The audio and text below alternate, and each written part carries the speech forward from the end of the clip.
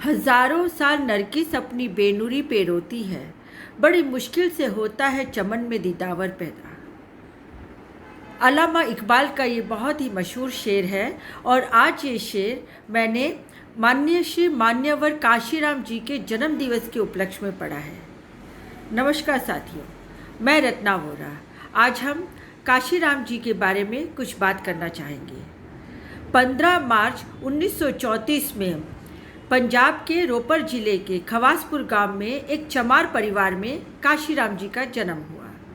काशीराम अपने भाई बहनों में सबसे ज़्यादा पढ़े लिखे और सबसे बड़े भाई थे। बड़े होकर साइंटिस्ट बने और वह अपनी नौकरी कर रहे थे। 1971 के आसपास की ये बात है।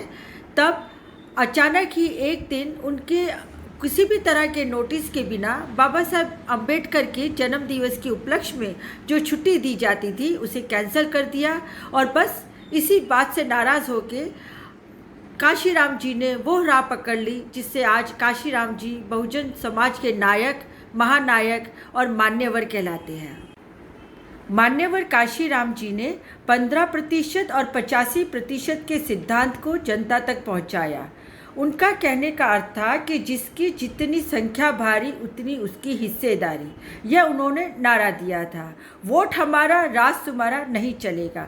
साथ ही उन्होंने इस पेंसिल के एग्जाम्पल से बताया था कि यहाँ पे ब्राह्मण, क्षत्रिय और वैश्य 15% में है, बाकी 85% में बाकी सब समाज की जातियाँ आती हैं। तो उन्होंने कहा कि इस तरह का जातिवाद नहीं चलेगा, हमेशा इस अनुपात में हिस्सेदारी मिलनी चाहिए।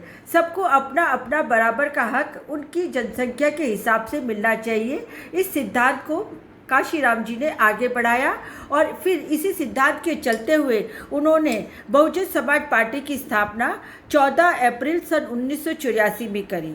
आज ये माननीय काशीराम जी की वजह से ही उत्तर प्रदेश में एक बार नहीं परंतु चार बार अनुसूचित जाति की हमारी महिला मुख्यमंत्री बनी। मायावती जी 4 बार मुख्यमंत्री बनी और 2007 में तो उन्होंने पूर्ण बहुमति से वो मुख्यमंत्री बन के आई।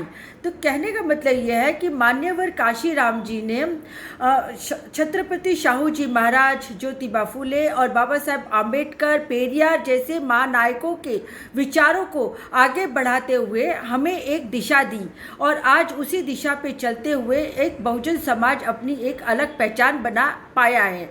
आज हम फिर से मान्यवर काशीराम जी बहुनायक, हमारे बहु समाज के नेता, उनको हम उनके जन्मदिन के अवसर पर खूब बधाइयाँ देते हैं और इसी तरह अपनी श्रद्धांजलि देते हैं।